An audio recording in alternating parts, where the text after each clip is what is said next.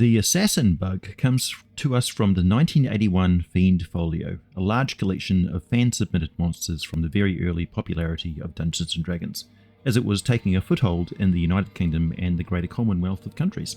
This particular creature is one of the very small number that have seen an official update to the 5th edition of the game in Mordenkainen's Fiendish Folio Volume 1, Monsters Malevolent and Benign. This is an interesting product from Wizards of the Coast. First off, Volume 1 kind of implies more volumes, which we've not seen, and it was made as part of a charity drive for the Extra Life Foundation. But the Mordenkainen titles for 5th edition are weird. Mind you, so is the original Fiend Folio, and the fact it was done and ready 2 years before it eventually saw print. And it was, I'm pretty sure, the first ever third-party product made for the game, since the UK branch of TSR became Games Workshop, and none of these creatures were from Dragon or Dungeon magazines. They were from White Wolf magazine in Britain. Another interesting thing about the updated listing for the assassin bug is that they did the same thing they did later with the Hadozi species from Spelljammer, but in this case they didn't blow up in their faces because they didn't involve anything more problematic than the original listing included. It's pretty much a bit of a page filler you can completely ignore, and they removed a bit of important and much more useful lore from the first edition version, which I think adds a lot to the monster, as you will soon see. So grab yourself a tasty beverage, we're about to get deeply nerdy. The loathsome, egg-bloated, buzzing, annoying, food-ruining and disease-ridden blowfly in a vaguely humanoid form, and far more aggressive. Not just nature's disgusting little garbage eaters, but an active predator of other humanoid species. This is the D&D assassin bug, not to be confused with the actual assassin bug, a real insect and quite interesting in its own right. But of course, the D&D version would have to be giant or demonic or something. Assassin bugs are known to infest some areas of faerun, such as the rimwood forest of Cormyr. Occasionally they will reach the plains of Cormyr and the woods of the Dale lands, and there is an account of an outbreak in Sembia that saw a significant amount of forest burnt to the ground by elves. So you know it must have been hellaciously bad, but basically like humans setting fire to their own town, which is also known to happen with these revolting monsters. Despite what the free folk of these lands will tell you over a pint in a warm tavern, these are not fly demons, there's nothing infernal about them. However, I can tell you that they do inhabit the 500th layer of the abyss, the dense nightmare jungles belonging to the goddess Kali. Trust me, you don't want to go there. Nobody really knows where they came from. There is speculation that some crazy sect of nature cultists, and I refuse to call them druids, most likely a cult of the beast lord Malar, the god of hunting, stalking, bloodlust and bestial savagery. But perhaps it was a cult of Kozar, the ancient sect dedicated to the storm lord Talos, focused on his portfolio of destruction. However, I am skeptical because they've always engineered natural disasters. For example, working behind the scenes to incite the elves to use their incredibly potent song magic to wreak enormous destruction, such as the Sundering or the flooding of the Vilhon Reach and the end of the psionic cities of the Sword. It's all speculation though, as I said, nobody really knows. Even Kozar serves a purpose in the grand scheme of things. There's no sense in punishing gods for being what they are. No, I'm more inclined to think this is tied to the god Malar, who seeks the success and dominance of the most adaptable and strong life forms. I've got good reasonings for this. After some extensive study of the assassin bugs, I can tell you exactly why I think this is and provide one hell of a fun improvement to the design of the monster in the process. First, some fun facts. The assassin bugs don't have ears, they detect sound through sensitive bristles, so burning the head of the assassin bug will scorch off the delicate hairs that it uses to detect sound and will deafen them. Unlike flies, they don't have an extending proboscis, they have a mouth with fangs and a rasping tongue. Also, they don't have the soft, pulvillous pad on the base of the foot on each of their hands, which makes it unlikely that they will climb walls or tree trunks with the ease of a tiny insect, though they can certainly climb and fly over any hazardous terrain. This compensates a little for their horribly slow walking speed of 10 feet per round. They're not well adapted to walking around on two legs. Don't worry, I have an explanation for that as well. So let's science this thing.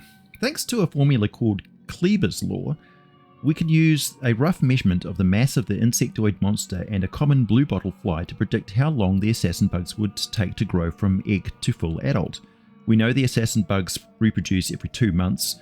However, it takes a total of 2.8 years to grow to full reproductive adulthood. This contradicts the law and observations of the speed at which the early stages occur in the game, so we know for a fact that these are not completely natural creatures. They are supernatural monstrosities. Otherwise, it would take 68 days for the eggs to hatch after being implanted in a victim. Larval growth would take a total of 1.4 years, and they would remain in a pupae form for 1.16 years before emerging fully developed and ready to hunt and breed. It's terrifying enough, really. There are a few fantasy world solutions to this problem. I won't go into great detail. I'll simply pick the one that is the most favourable to interesting plots and monstrous variants. So, the idea here is that once the assassin bug maggots consume the host's heart and the soul departs, they enter a kind of transitional state. At that point, they're not fully bound to the material plane anymore. They exist partially in the border ethereal. This gives them access to energies that let them grow rapidly, far beyond what normal biology would allow. They can feed on the essence of the host, absorbing not just physical matter, but something deeper, like the host's life force or soul residue. That's what fuels their quick transformation into juvenile form. While they're in this dual plane existence, they're vulnerable because ethereal predators can pick them off, so there's a real danger during this phase. This forces them to grow quickly, using the essence of the absorbed to rapidly develop into their next stage, so there's an evolutionary reason why they would do this. What's especially creepy is that the maggots don't just consume the host, they also absorb traits from them. This is why the juvenile assassin bugs resemble humanoids rather than insects. They're mimicking the species they've infested, adapting their forms to match the physical traits of the host. If they kill a dwarf, the juveniles might emerge stocky and strong. If they feed on an elf, they might be more agile, and in this juvenile stage, their bodies are somewhat malleable. They have a limited form of shapeshifting. Not a full doppelganger level, but the forms are still flexible enough that they can adapt to their host traits as they develop. As they grow, these traits harden and they settle into their more insectoid, standard adult form. The heart plays a crucial role because it's not just a vital organ, it's a gateway to that host's essence. By devouring the heart, the maggots also tap into a soul energy that triggers this magical rapid growth. It's not just physical nourishment, it's metaphysical. That's what allows them to break the normal rules of biology and grow so quickly after the host's death. That's when the juvenile bugs emerge, they can even retain fragments of the host's memories or instincts. This would likely make them disturbingly familiar to anyone who knew the host. You would encounter a juvenile assassin bug that has some of the mannerisms and tactical instincts it had as its victim. This would make it both terrifying and eerie. Not just mindless monsters, they're tied to their host, which makes them unpredictable and even more dangerous. So, the limited shapeshifting of their juvenile form phase helps explain why they look more humanoid early on, but as they mature, they lose that flexibility and become the more insect-like creatures they truly are. The assassin bug will inject 1 to 3 eggs into a still living host. These hatch immediately, meaning they have been inside the adult assassin bug already for at least a couple of months. This means that you can loot a dead assassin bug female for her stored eggs. I'd say she probably has no less than 10. And they're not going to hatch unless they are put inside another living creature. But it may be possible to extract a compound from the egg storage organ of the dead females that can be made into a non-magical potion to prevent implanted eggs from hatching inside a host treated with the potion. Useful. The eggs are 4 to 5 inches long and oval shaped with a deep blue colour. They stink and make fantastic fish bait. They are also highly prized by troglodytes who love the smell, bugbears who get some sort of a buzz off them, and trolls. Trolls just love to eat the eggs and maggots of assassin bugs. They're known to infest themselves with the things, as they regenerate so fast the maggots can't kill them. It's almost like a rite of passage. The infested troll will dig the maggots out of its flesh and eat them like a horrific snack. Yeah, no thanks. I'll stick with some fruit leather and lembas bread for my trail snacks. There are more peculiarities to these revolting creatures. The assassin bug maggots share traits with their distant cousins, the rot grubs. It's plausible that the two species are some way related. Perhaps they were altered rot grubs. While assassin bug maggots grow larger and far more deadly, there's something to be said about how both infest the body and burrow into flesh. It's worth noting that assassin bugs have been observed in proximity to colonies of rot grubs. Whether this is some kind of natural symbiosis or coincidence remains unclear. It makes sense that these parasitic species might share territory or even cooperate in their gruesome life cycles. If you're looking to run a darker or more terrifying campaign, assassin bugs could be part of a larger ecosystem of parasitic body-invading monsters, including Grick hatchlings or even more esoteric creatures like intellect devourers. Think about it. Assassin bugs could play a key role in spreading these other species, serving as the carrier or initial invader, weakening victims and their settlements before more insidious creatures finish them off. Also, there is that interesting observation that assassin bugs have a deep connection to trolls. As mentioned, trolls not only enjoy eating assassin bugs' eggs and maggots, but they're also biologically resistant to infestation, healing far faster than the maggots can harm them. This has led to some scholars to hypothesize that there might be an ancient link between the assassin bug's creation and the regenerative abilities of trolls. It's possible that a forgotten primal magic ties the two creatures together, potentially dating back to the time when the gods shaped these monstrous forms. Perhaps Malar or another savage deity granted the assassin bugs their reproductive prowess specifically to challenge creatures like trolls, testing the limits of their regenerative abilities in the natural cycle of predator and prey. This might also explain why trolls seem to relish consuming them. Maybe we'll have to talk to Vaprak about that. Incorporating this into your campaign could give you some fascinating plot hooks. Maybe a tribe of trolls has learned to cultivate assassin bugs, letting themselves become infested as part of a gruesome trial of strength and regeneration. Imagine a troll shaman that believes consuming assassin bug eggs strengthens their connection to their god. Or perhaps there's a rival tribe that hunts these trolls specifically to harvest the assassin bugs they carry, creating horrifically alchemical concoctions in the process. The assassin bug's life cycle also presents some intriguing options for campaigns centered around body horror. Given that the juvenile form can mimic the traits of its host, there's a grim possibility that these creatures could inherit more than just physical characteristics. They might also absorb traits like memories from their victims. It introduces the terrifying possibility of doppelganger-like creatures that remember people, places, or even skills from their prior hosts. If the player character were to fall victim to an assassin bug infestation, only for a juvenile bug to emerge with some of their memories and abilities, it would create a nightmarish situation, an enemy that literally knows you as well as you know yourself.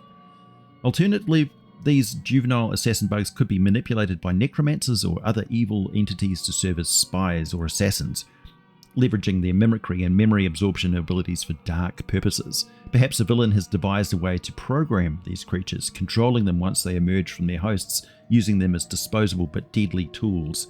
This will give the players a chance to confront enemies that are familiar yet alien at the same time, ramping up the stakes and emotional intensity of any encounter. Finally, on the abyssal front, the fact that the assassin bugs inhabit the 500th layer of the abyss within the domain of Kali suggests a particularly dark origin. Kali is not typically depicted in Faerunian lore, but her influence on savage predatory creatures fits perfectly with the assassin bug's brutal life cycle. It's possible that some demonic influence has seeped into the material plane, allowing these monsters to spread their vile breed across Faerun. This could provide an excellent adventure hook for players to investigate an outbreak of assassin bugs that seem to have a more sinister, demonic edge to them, perhaps enhanced versions of the standard bugs with fiendish traits or magical abilities tied to the abyss itself. To sum up, the assassin bug is far more than just a disgusting insect monster. With their rapid reproduction, deadly life cycle, and connections to both material and extraplanar forces, they offer a wealth of storytelling potential, from terrifying body horror to deep-rooted connections to the gods of savagery and predation. These creatures can become a centerpiece for any campaign involving nature's darker side or the lurking threat of parasitic invasion. And with the addition of lore and potential interactions with other monstrous species, that could play a key role in creating an ecosystem of terror within your campaign world, or maybe just a one-shot Halloween adventure. It is the month, after all. The listing in 5th edition is very close to the original version of the monster. They are medium-sized monstrosities of a neutral alignment. They just seem very evil from a humanoid's point of view, but they really don't bother other creatures that much. They're known to attack other creatures when no humanoids are available. We know this because of the horrific wounds found on many cataplepus in the swamps beyond the mountain's border of Cormyr. The tough death cows can withstand even such a savage parasite. Don't ask me how. It's amazing. Also, if you ever have random creatures run headlong into your campfire, be very wary, as they're probably infested with assassin bug eggs. They're just killing themselves to avoid the pain. The assassin bug has an armor class of 14, 55 hit points on average. They move at 10 feet per round walking or 50 feet flying, not very agile but fast on the wing. They tend to fly right at victims and slam into them. The males have darker colouring and will always attack first, using a couple of bite attacks each round. +4 to hit one adjacent target, inflicting 1d10 +2 piercing damage, and the target must succeed on a DC 11 Constitution saving throw or be poisoned for 1 minute. While poisoned this way, the target is paralyzed. The target can repeat the saving throw at the end of each of its turns, ending the effect on itself on a success. The females will then appear from hiding. All assassin bugs have +4 to stealth and +3 to perception, with a passive perception of 13, but advantage on perception tests thanks to their excellent sense of smell. They have a 60-foot dark vision and are immune to being either poisoned or paralyzed themselves. Females will attack with another bite and then plunge in with a thick and sharp-tipped ovipositor, extending out of the end of the abdomen.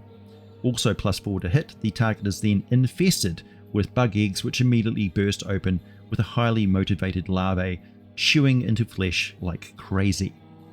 At the start of each of the target's turns, the target takes 1d6 piercing damage per maggot infesting it. Applying fire to the bite wound before the end of the target's next turn deals 1 fire damage, and the target kills those assassin bug maggots.